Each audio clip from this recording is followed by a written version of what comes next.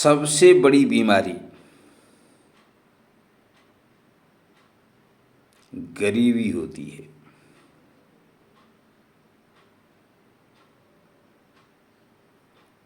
इसके लिए मैं एक उदाहरण देता हूँ।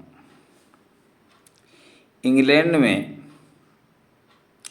गोल्ड स्मिथ एक बहुत बड़े कवि हुए हैं।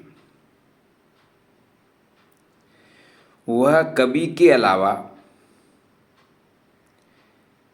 स्वास्थ्य विज्ञान के भी जानकार थे और कुछ बीमारियों का इलाज भी करते थे। एक दिन एक महिला अपने पति को लेकर के आई और कहा गोल्ड स्मिथ से कि मेरे पति हमेशा बीमार रहते हैं, इनका इलाज कर दो। गोल्ड स्मिथ ने उस सज्जन से बातें की, बातों से निष्कर्ष निकाला और कवि ने एक छोटी सी पेटी में कुछ दिया और कहा कि आप इसको घर पे जाके खोलना, आपका पति ठीक हो जाएगा। वह महिला अपने पति को लेकर अपने घर पहुंची।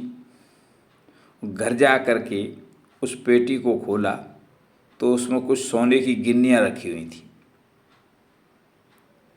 पति ने खोल करके देखा, पत्नी ने भी खोल के देखा तो कुछ समय बाद उसका पति ठीक हो गया।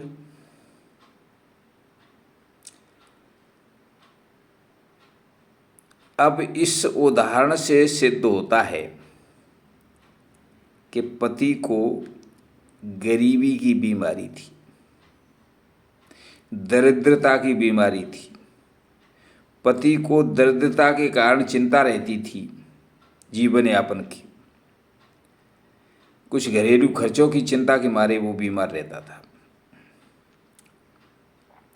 गिन्नी प्राप्त करके उसकी गरीबी दूर हो गई। गरीबी दूर होने से उसकी चिंताएं खत्म हो गई और चिंताएं दूर होने से उसकी बीमारी ठीक हो गई। इसलिए कहते हैं कि ज़्यादातर मानसिक बीमारी गरीबी की होती है और शारीरिक बीमारी पेट के डाइजेशन की होती है। इस प्रकार हम अब बता सकते हैं कि पहले जो संत गोल्ड स्मिथ या कवि गोल्ड स्मिथ कितने परोपकारी और कितने मदद करने वाले थे।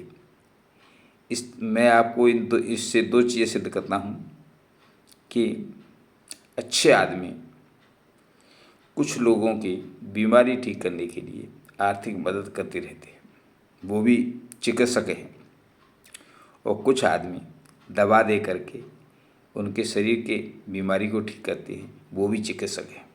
धन्यवाद।